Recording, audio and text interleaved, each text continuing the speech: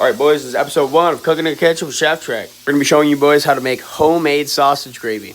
Now, you want to start off with a good amount of seasoning. I got salt, pep, garlic powder, onion powder, oregano, and cayenne pepper.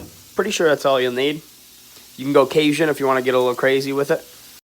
Notice the sausage has not been flipped only once. You want to get that nice brown color on the bottom. That's where all the flavor is going to come in once you make the gravy. The oven to whatever the biscuit should be at, I think like 3 something. Very important stuff. You don't want to burn the biscuits. Don't use a muffin pan. And set a timer for the shortest time that it says on the biscuits. Keep an eye on the bottom. You don't have to flip them, but if you flip them like 2 minutes before they're done, they're 100% not going to burn on the bottom. Once your meat starts to get brown, you turn down the heat, let it cook, chop it up. The smaller the pieces, the more infusion of that flavor you're going to get in your gravy. If you like it a little bit chunkier, you could stop here, but I'm going to keep chopping away.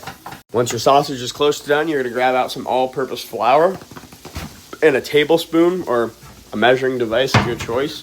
Bonus tip for extra flavor, once you get it all broke down, you can turn the heat back up, get another sear on this, mix it up again, then do another sear, and you'll get way more of that charredness. Now you're going to add the flour to the meat. This is your only opportunity to add flour, so add as much as you need. That was 1 tablespoon, 2, 3. I'd say it's probably about a 1/4 cup or like 5 tablespoons worth if you were to actually measure. You're going to stir it in till all the flour's gone, and then I'm just going to add 1 more scoop just for good measure. Stir that back in. Your pan should look something like this. Going to grab your milk. I'm using 2%. You can use whatever you want.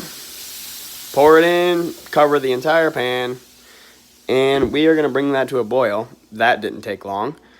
We're going to leave it, let it simmer, stir. The longer it cooks, the better.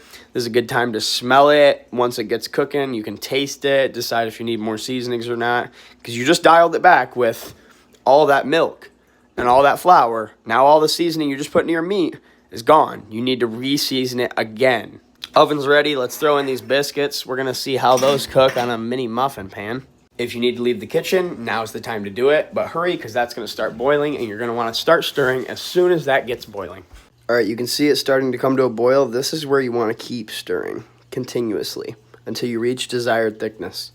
Don't forget to re-season this part. There it is, boys. That's your finished product. You can pull it, see the bottom of the pan. It's got a nice thickness to it.